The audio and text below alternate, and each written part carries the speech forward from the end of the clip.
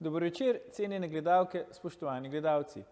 Moje ime je Aljuš Pertinač, vlada Roberta Goloba še ni popolna, vi pa spremljate najbolj politično korektno oddajo slovenskih televizij. Evroposlanka Romana Tomc vztraja, da Slovenija vodi prorusko zunanjo politiko. Trditev je seveda neresnična, škodoželjna in politikantska, predvsem pa nevredna nekoga, ki ima tako dolg staž evroposlanca in tako politično kilometrino. V slovenski zunanji politiki si lahko mislimo marsikaj in verjemite, mi si mislimo marsikaj, ampak proruska zagotovo ni. Če že govorimo o tem, lahko morda primer proruske zunanje politike najdemo na sosednjem Madžarskem. Pa ne, da je Tomčeva zamenjala domovino z Madžarsko. Sedaj pa se lotimo 80. oddaje legendarne 6. sezone Faktorja na TV3. Resnica boli, komentarji še bolj. Danes bomo za vas komentirali, kdo vse ruši Goloba, kdo vse strelja na golobjo jato. Tednik Reporter v zadnji številki odkriva običajne osumljence, ki naj bi rušili Golobovo vlado. Kdo vse ruši Roberta Goloba, nam bosta povedala naša stalna komentatorja Lucija Šikovec-Ušaj in Janez Zupan. Lucija, Janez, toplo pozdravljena v Faktorju. Dober večer. Dober večer. Lucija, če midva začneva, kako bi ti ocenila, recimo, kako trdna, kako močna je ta hip vlada Roberta Goloba? Vemo, pred kratkim so prisegli še ministri, ki so tako rekoč na novo, se pravi, vlada je zdaj v taki konstituciji, kot so si jo zamislili ob formiranju, ampak še vedno iščemo notranjega ministra oziroma ministrico.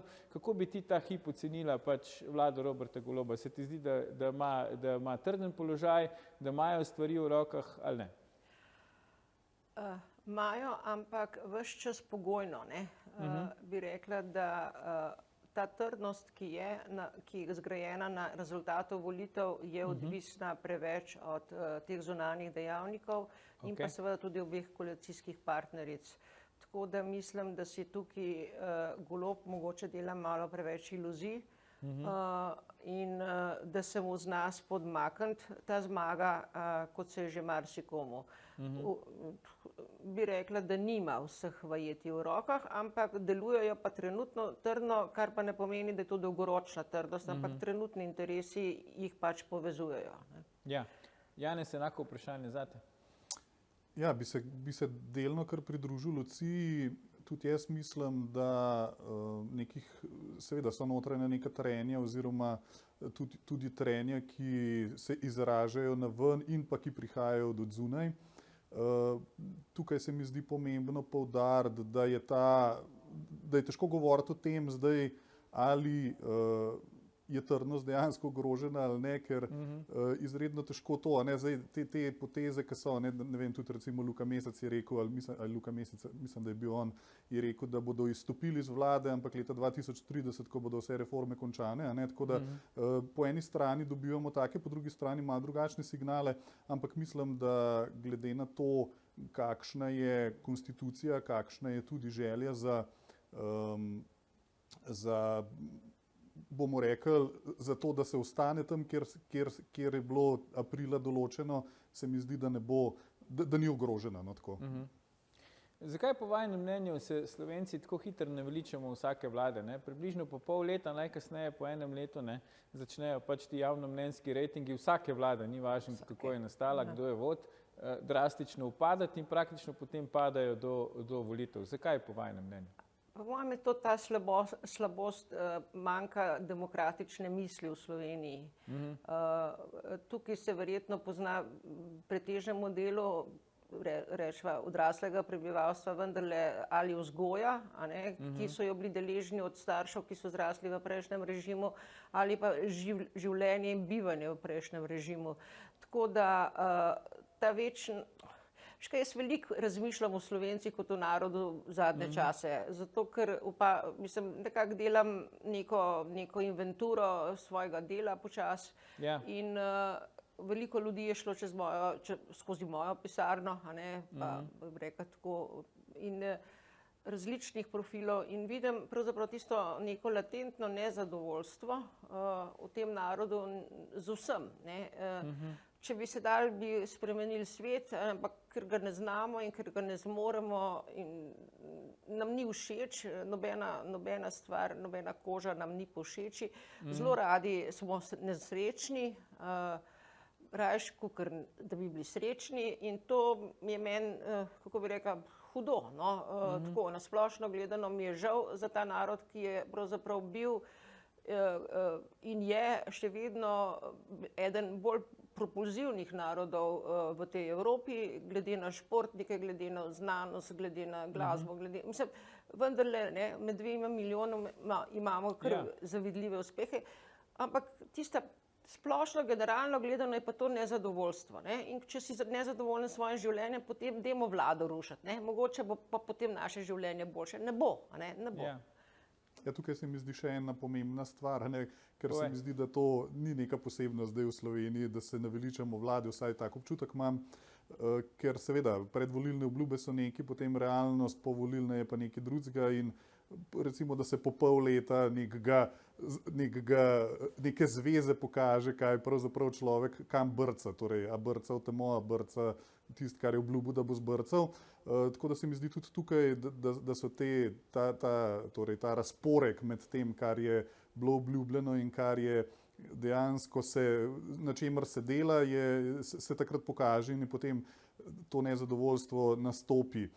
S tem, da bi pa mogoče pa rekel, da se mi pa zdi zanimivo, da še vseeno na nek način Golobova vlada kljub vsej nesposobnosti, lahko že rečemo, no, da ima še vedno, kar se mi zdi, kar visoko javno podporo, kar me malo preseneča. No, in mogoče ima prav Anja Zak Golob, ki je rekla v tistem podcastu, da smo res toliko prestrašeni, da bi se temne sile vrnile, da vseeno še upamo, da je pa to, kar smo zdaj izvolili in kar smo zdaj dobili.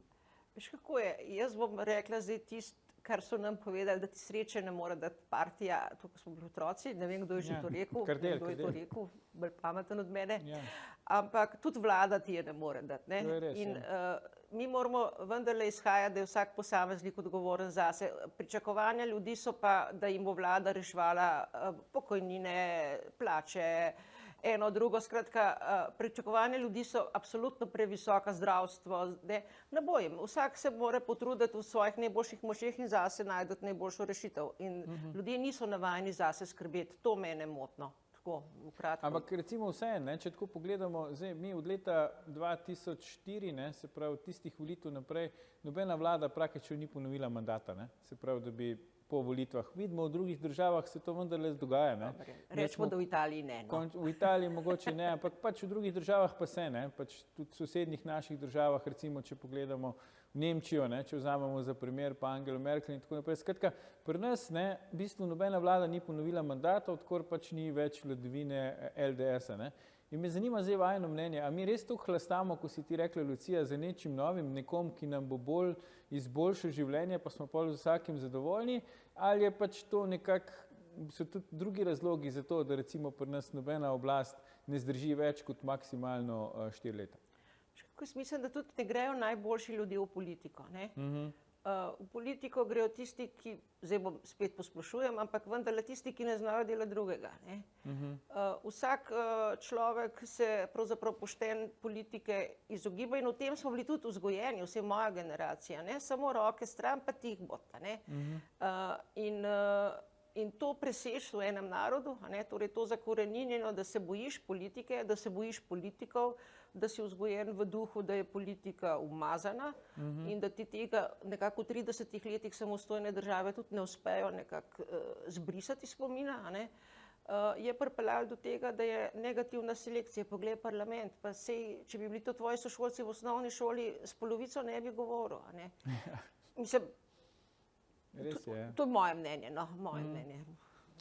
Jaz mislim, da je del tega tudi ta problem, da si v bistvu kljub temu, da se nam spremembe na nek način zgodijo, se nam spremembe seveda ne dogajajo. Torej, že od leta takrat in takrat, ko si ti omenil, imamo nek status quo in gre nekako naprej, tako kot, ker ko neka nova politika pride, se niti ne more dobro formirati, pa mora že oditi, da tako malo karikiram. In potem seveda stvari, ki so na neki nekje v ozadju, na neki tisti temeljni ravni, v nekih inštitucijah ostajajo enake oziroma zelo podobne, kot so bile. A ne. Tako da se mi zdi tudi to del tega, da je nekaterim verjeten v interesu to, da se dogaja to, da se vlade ves čas menjajo, torej še enkrat poudarjam, da se potem stvari nič ne spremenijo. Je pa tudi seveda drug moment, je pa se mi zdi to, kar je pa Lucija v prejšnjem odgovoru govorila, torej ta demokratični primanjkljaj, pa vse to, kar je tudi povedala v zvezi s tem, kakšne so pričakovanja naše do politike. Moramo se pa zavedati, da so obljube naših politikov, jaz ne vem, ne poznam preveč dobro razmer v tujini, ampak mislim, da je vseeno to majčkeno bolj majčkeno manj pompozno, torej kaj se bo vse spremenilo, kaj bomo vse rešili za vas, kaj bomo vse naredili, mi smo to in ono in tretje, in potem še enkrat rečem, realnost se pač ne sklada s tem, kar se zgodi pred volitvami. Tukaj dejstvo, da ni nobenega, ki bi nas odrešil, in vsi bi radi imeli odrešenika. Vem, obljubljajo pa vsi, po eni strani, da so oni tisti odrešenik, ki bo zdaj vse uredil. Ta narod tudi vidi v politikih bogove, nekateri volivci. Mislim, zanje je njihova izbira pravzaprav božja izbira. In to recimo smo videli v Srbiji najbolj izrazito pri Miloševiću. Mislim, nismo razumeli, kako lahko častijo in slavijo enega politika, ampak to je doma tudi v Sloveniji precej, ampak hvala Bogu ne v takšni meri. No, smo dobro videli tudi tisto, kaj je bilo ena reportaža iz ljubljanskih ulic, ko so ljudje kazali svoje položnice in so kazali položnice za ogrevanje. In kako zdaj, Golob, pa naš zdaj tega zrihtal, sem te volil, ne bo zdaj, zakaj imam jaz 400 evrov. To je približno ponazorito. Ja. Dobro, zdaj predno začnemo mi trije mahati s svojimi položnicami, predlagam, da si vzamemo krajši premor. Ampak ne nam iti, gledalke, gledalci, se vrnemo po oglasih, ko nadaljujemo s komentiranjem, kdo se strelja na Golobjo jato oziroma kdo se ruši vlado Roberta Goloba. Ostanite.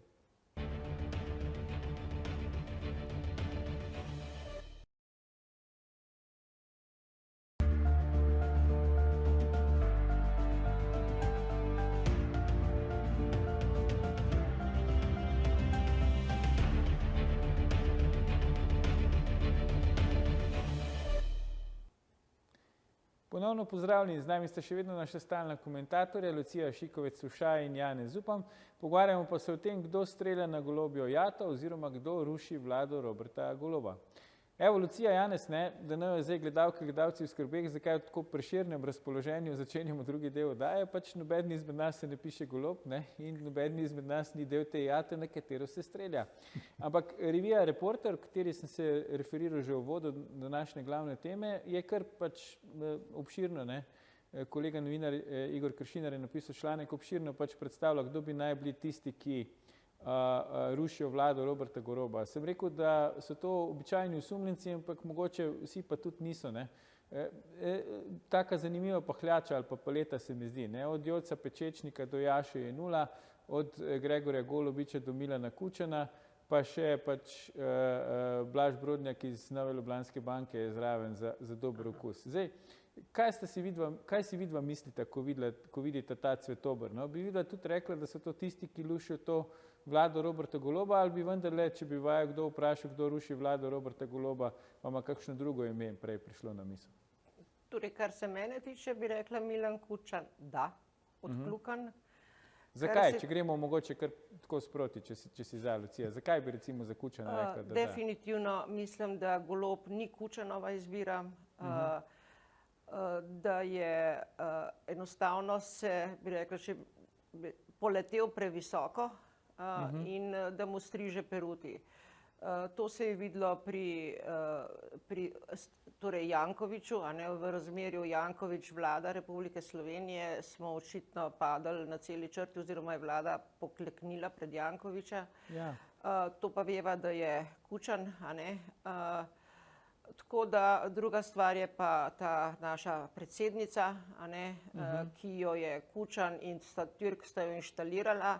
Torej ima Kučan izjemno moč, zadnjič je kot predsednica države, zdaj brez zamere, to bom rekla, kot predsednica države končala njih govor, ne vem niti, jaz sem gledala ta zadnji stavek s pesmijo Đorđe Balaševića, Računajte na nas, to je pesem, ki slavi Tita in partizane in Jugoslavijo in tako naprej. In to je za neko predsednico suverene Slovenije enostavno škandal brez primere.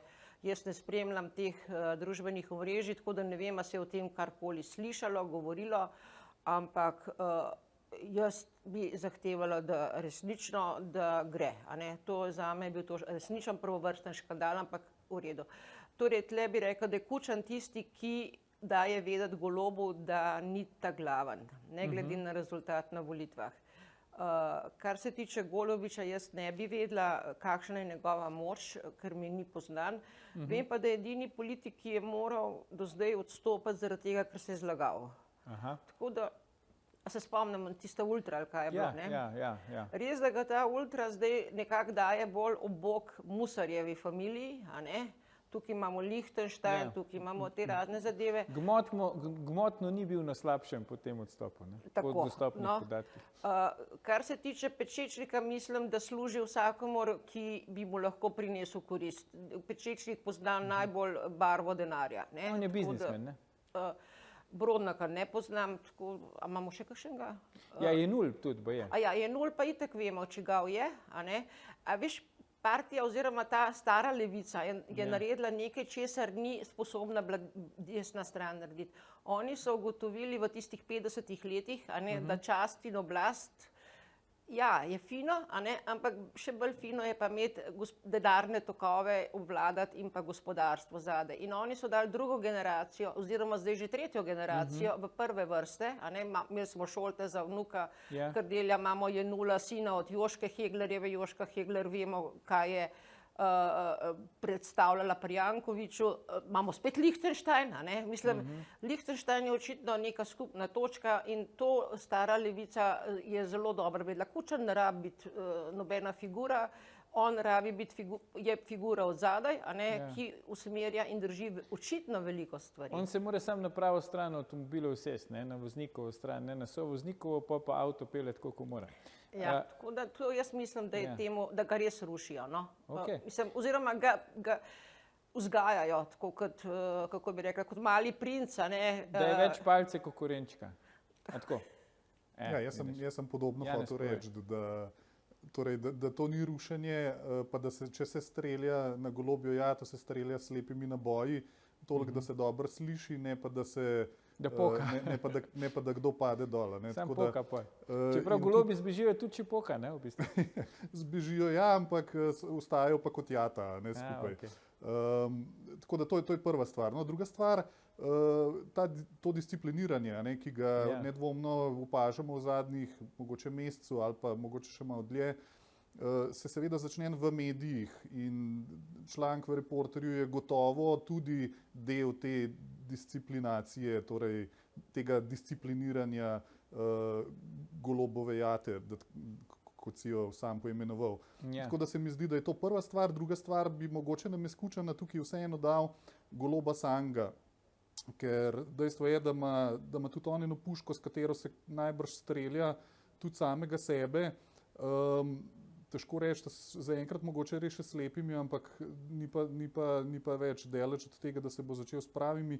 Se mi zdi, da največ škode sam sebi naredi. No, tudi s temi resnično avtoritarnimi potezami, ki jih dela, ko je sam najbolj pameten na vseh področjih, katera so nekako medijsko izpostavljena in s katerimi se vlada nekako želi spopasti in soočati. Tako da se mi zdi, da je tudi ta del treba nasloviti. Zdaj, kar se tiče Kučana in ostale druščine, ne bi ponavljal, kar je Lucija rekla, bi se kar pretežno strinjal z njo.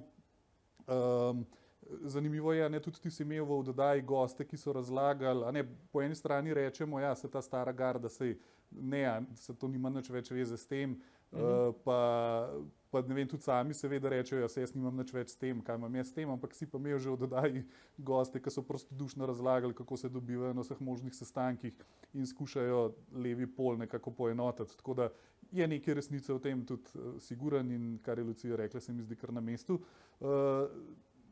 Torej, naslednja stvar je pa, da se mi pa zdi tudi druge interesne skupine, ki jih tukaj na sliki seveda ne bo, ker vseeno imam občutek, sej lahko, da sem zelo naiven, pa da se motim o tem, da na nek način želijo narediti neke reforme, takšne in drugačne, no?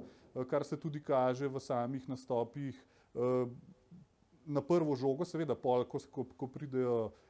ko pridejo disciplinerji, se moramo upravičiti, ampak na prvo žogo se želijo prekiniti mogoče neke te ustaljene modus operandi, neke koruptivne lovke, ki segajo pač kamorkoli segajo, in da je tudi to, tudi iz tega pola prihaja neka Ampak da malo kontriram, ne? Zdaj, zakaj bi Jaša Jenull, recimo, njega, on je najšibkejši člen, saj za mene, ne, v tem cvetobru teh, ki rušijo vlado, pa je, zakaj bi on rušil vlado Roberta Goloba? Jaz mislim, da Jaša Jenull še nikoli prej ni naredil neke pač žurke na javnem prostoru, na katero bi prišel Robert Golob in v bistvu stavkal v narekovajih sam pred sebe, ne, se pravi predsednik vlade, da bi prišel po stavku sam pred sebe. Zakaj bi recimo Jenull, ne, ki je zdaj dosegel pač verjetno neizpolnitev nekih svojih sanj, se pravi to, da predsednik vlade hodi na te njegove performanse in tam aktivno sodeluje v njih, zakaj bi ga on rušil? Prva stvar je, da ko je prišel Golob k Jenullu, je prva reakcija vse moja, mislila bila, a ne, moj bog, ne, mislim, ja, tudi moja, ne, moj bog. Potem sem si rekla, mogoče, ne, mogoče dopuščam tudi to možnost, da je Golob želel nevtralizirati Jenulla s tem, ko se je postavil tam in verjetno ga tudi je, ne. Ali je to vedel, ali to ni vedel, tega ne moramo mi vedeti. Ampak v tistem momentu ga je in še prvo, kot sem videla, je prvi hip Jenull bil celo navdušen, do naslednjega dne, ko mu je nekdo rekel, hej, ne, dečko, tole ni bilo fajn, a ne, in potem je že kontriral Golobu. Tako da, Jenull je sam po sebi problem sam sebe, a ne. On je, mislim, vse vemo, no, ni on podatek, on je neka Nika Kovač, a ne, še slabši, a ne, zdaj bom pač malo le ženskam v bran stopila, a ne, ki bi želel biti pomemben. Prihaja iz družine, ki je nenazadnje pomembna, ki je bila zelo zgrajena v prejšnjem režimu. Starše sta pomembna, tudi ta hip, vsak po svoje, ne? Ja, tudi Nika Kovač je, ne, recimo tretja generacija teh komunističnega kadra, to hočem reči. Torej, oni poskušajo zdaj te frontmene, da tretjo generacijo, torej ne bom rekla tretje lige, ampak tretjo generacijo. Te dečki pa deklice še pravzaprav so dosti nedorasli, ampak bi radi nekaj, pa ne vejo točno kaj. Ni jim treba, ne, če se strinjaš. Mi pač nismo odraščali v takih razmerah, ker ne vem, do 30. leta smo se lahko še iskali, ne. Ja, samo, ti moraš vedeti, ko ti odraščaš ne hote ali pa hote, skratka vpijaš misli svojih staršev, a ne? Starši te vzgajajo v nekem duhu. Kako že gre ti, do 40. leta si foter, pos pa mama, ali je to obratno, ne vem že. Ja, no, to Bog ne dej, no, jaz bom pa pal foter, mislim, že tako naprej. No, in ti hočem reči, da in te otroci so pili komunizem z mlekom, a ne? In danes tega komunizma ni več in živijo pa v iluziji, da je bil komunizem tisto, kar so doživljali doma. Ja, kar so oni imeli, ja. Ja, ampak tisto ni bil komunizem 3-sobno stanovanje v centru Ljubljane, ja, 2 službe, vikend. Tisto je bil komunizem 1000, mogoče 2000, 10 000 ljudi, a ne? V nobenem primeru pa ne 20 milijonov Jugoslovanov, ne? Tako da bi bili radi pomembni in jih zlorabljajo. In jih uporabljajo in ljudje nasedajo temu, zato jaz sploh neke pozornosti ne polagam na te, ker se mi zdi, da vsaka pozornost je tisto, kar želijo, a ne? Zame nek Jaša Jenull, brez zamere, z očetom sva se čisto korektno razumela, ampak zame on ni podatek, a ne? Zame Nika Kovač, niti njen oče, se pač ne poznam, a ne? Opomba pod črto, praviš. Ja, no, dobro, to bi rekel Brščič. Ne, zame pač to ni, ampak definitivno pa bi tukaj rekla, Janez, sledeče, da je Golob naredil napako, kjer je spustil levico, a ne, na področja, kjer jih ne bi nikoli smel spustiti, ne. To je družina, to je delo, to je kultura in to so področja, ki se tem levici ne bi smelo dati, a ne. Zakaj je to naredil? Bova Janeza vprašala. Super, da si to začela. Super iztočnica za eno misel, ki sem jo že pestoval nekaj časa. Hitro je povedal, da je naš pozabil.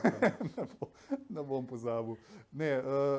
Mi se sprašujemo in obravnavamo torej Roberta Goloba kot neko sredino, kot neko levo sredino. Mislim, da smo tukaj v temeljni zmoti, no, da je Golob veliko bližje levici, kot si mi mislimo, in da to ni napaka Goloba, ampak je to namen Goloba. Ne. Seveda v javnosti, v medijih se zadeva predstavlja kot Golob je desna, torej leva sredina, je zmeren, je ne vem kaj, ampak že v samega začetka, ne vem, če se samo spomnimo tiste, torej takrat, ko se je začela njegova, recimo temu, predvolilna kampanja, torej začetku februarja pa pol marca, na tega nesrečnega 8. marca, ko je voščil vsem ženskam in tistim, ki se identificirajo kot ženske, se mi zdi, da je precej jasno povedal svoje stališča o tem, kam pravzaprav, kje so te njegovi ideološke podstati. Torej, tako da mislim, da se lahko nehamo slepiti, da je Golob neka leva sredina, ampak je dejansko veliko bližje levici, kot si upamo in znamo in vemo priznati. No, tako da to, kar se pa tiče Jaša Jenulla, se mi pa zdi, se strinjam s tem, kar pravi Lucija, in se mi zdi, da je na tej sliki od Reporterja samo zato, veš, da imaš dva na levi, dva na desni, pa enega na sred, da je ta kompozicijska uravnoteženost. Veš, enega so mogli dati, pa verjetno se niso upali dati Nike Kovačke, se mi zdi, da bi veliko prej lahko sodila na to sliko, kot pa. To je Nika verjetno čaka na naslednjo številko Reporterja, ampak po moje tudi na samostojni članek. Če grem v Ljubljano v tržnico, pa une ženske vide, da nisem najbolj doma tam, pa mi zmeram še nek peteršilj kao za zraven porina. Zdaj mislim, da ta Jenull je tudi ko en peteršilj, tam šopek peteršila, po kjer ga nisi prišel, pa pač tudi ne veš, zakaj bi ga točno imel. Ampak glede Goloba, jaz mislim, da on on je sredina zato, ker je na oblasti. Zdaj, lahko je on levo od sredine politično gledano in tudi verjetno je, s tem se strinjam, ampak če mene vprašate, njega najbolj definira to, da je pač Golob. Jaz za nobenega Goloba ne vem, kaj v naslednji trenutek naredi. In pri našemu predsedniku vlade imam tudi tak občutek. Jaz pojma nimam, kaj bo on naredil. Se pravi, mi imamo politike v Sloveniji, navajeni smo bili, tudi od teh novih obrazov, da so bili na nek način pač predvidljivi. Pri Golobu pač jaz nekako mi manjka ta predvidljivost. A je to eden izmed razlogov, da ga te zdaj našteti, če ga rušijo, zato ker je pač tak loose cannon, nepredvidljiv. Podobno je bil Janković, ampak Janković pač ni uspel sestaviti vlade. Zdaj Golobu je to uspelo, tudi zmagal je 3 referendume, zdaj ima točno tako vlado, kot si je želel, pač seveda minus notranji minister, do tega še pridemo, ampak a je to mogoče razlog po vajnem mnenju, ki je pač tak, en Golob, kar frči okoli, da ga zaradi tega pač tele, če ga rušijo. Prva stvar, ki moramo vedeti, je Golob je Primorc.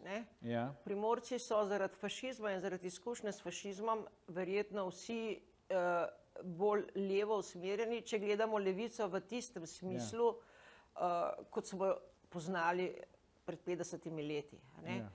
Kar se pa tiče tega, on je Fulbrightov štipendist. Vemo, kdo so bili, več ali manj poznamo, Volč pa tako naprej. To so vsi Fulbrightovi štipendisti, ki so se dobesedno okužili levičarstva na teh ameriških univerzah. Večino ameriških univerz, ki vse teh najbolj znanih, kjer se ljudje zelo radi hvalijo, da so bili tako ali drugače, vodijo levičarji, za naše, torej definitivno po ideologiji levičarji, ne po sistemu, da se razumemo. In to so okuženi s tem levičarstvom, tako da jaz njega ne štejem kot nekega levičarja, salonskega levičarja, ga štejem kot salonskega levičarja v tem smislu, da je tako vzgojen, ne štejem ga pa za tega agresivnega ortolevičarja, kot je Miha Kordiš, da se razumemo. Mislim, to bi jaz le ločila. Druga stvar je, da Golob prihaja iz družine, kjer je bil oče, mislim, da direktor Soških elektrarn. Vemo, kdo je bil v tistem času lahko direktor, nekih infrastrukturnih. Tudi on je že doma izkusil komunizem. Tako je. Torej, bil je del nomenklature, ampak tukaj je ena razlika. On je odraščal izven Ljubljane. Veš, v tistih časih si ti iz Tolmina, ali koderkoli že je, do Ljubljane rabil kar lep čas. Skoraj en dan si mogel prespati vmes. Ja, tako. Pa hrano, pa pijačo sabo. In mislim, da ga to loči od teh ljubljanskih levičarjev, in da moramo vendarle njegovo geografsko in mislim, pač to upoštevati pri tem njegovem političnem udejstvovanju. To je tudi njegov temperament, ki se razlikuje od ljubljanskega, pa je meni zelo prijeten, da se razumeva.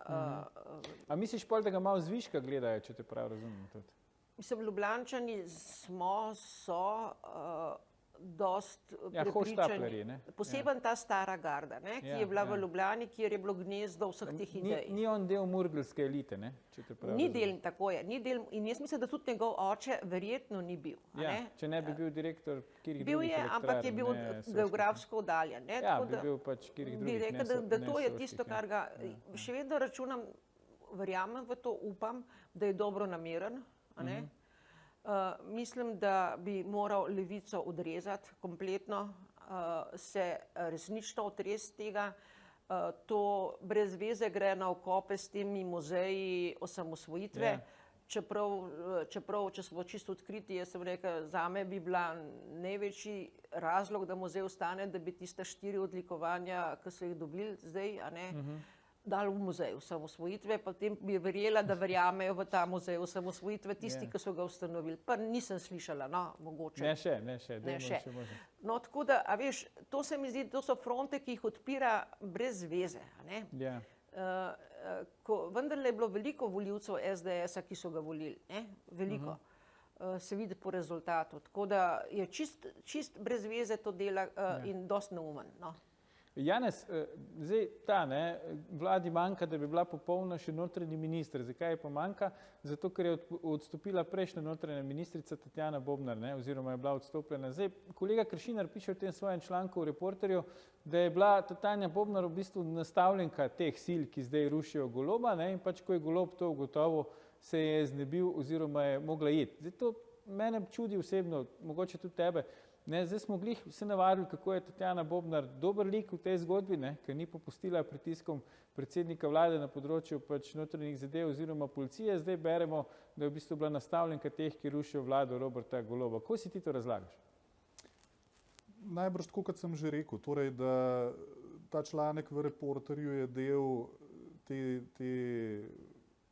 tega discipliniranja oziroma kazanja, kakšna naj bo smer v prihodnje te vlade.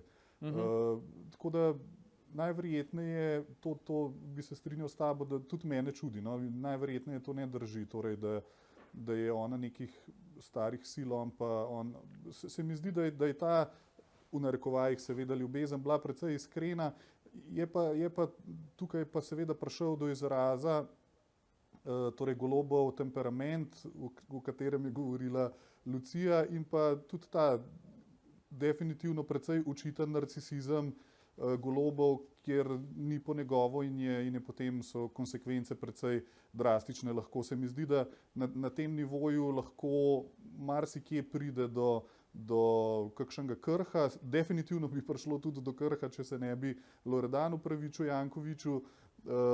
Se mi zdi, da bi zelo hitro zaključila tudi to njuno, glede na to, da mu najbolj zaupa. Če se to ne bi zgodilo, bi bila zgodba povsem, po mojem, identična kot pa z torej Bobnarjevo. Tako da se mi ne zdi, da je to bil v tem problem. Lahko je seveda tudi del tega, ampak se mi zdi, da ne. Se mi zdi, da je predvsem to, da Golob dejansko želi na vsak način uveljaviti tisto svoje, in če ne dobi tega svojega, se mi zdi, vsaj tako nekako zgleda za tako širšo javnost te manevri njegovi. A če lahko dodam, Janez, ko je kandidirala Pirc Musar, se je že govorilo, da bo Bobnarjeva njena svetovalka. Tako da zdaj se spet govori. We must wait and see. Bomo videli, kje bo končala. Ampak to mislim, da ženske skapulečete, tako da se mi zdi to... Ne. Tukaj vleče nekdo drugi. Mali Kdo, Lucija, kdo vleče? Ne princ tam, ampak mali princ. Aha, se pravi, murgelski škrat. Dobro, v redu. Lahko da, ja. Tako da jaz mislim, da je Zdaj, bila je všečna ministrica za notranje zadeve, moramo reči. Mislim, zgledalo je, da ženska obvlada posel, ampak govorimo samo o policijskem delu. Ne. Notranje ministrstvo je še razširjeno na vrsto drugih upravnih zadev, ki jih ljudje niti ne poznajo, ampak vsakeč, ko greš po nek dokument, ne, je to v bistvu sodi pod resor notranjega ministrstva. Ali rabiš podatke o prebivališču kogarkoli, je to.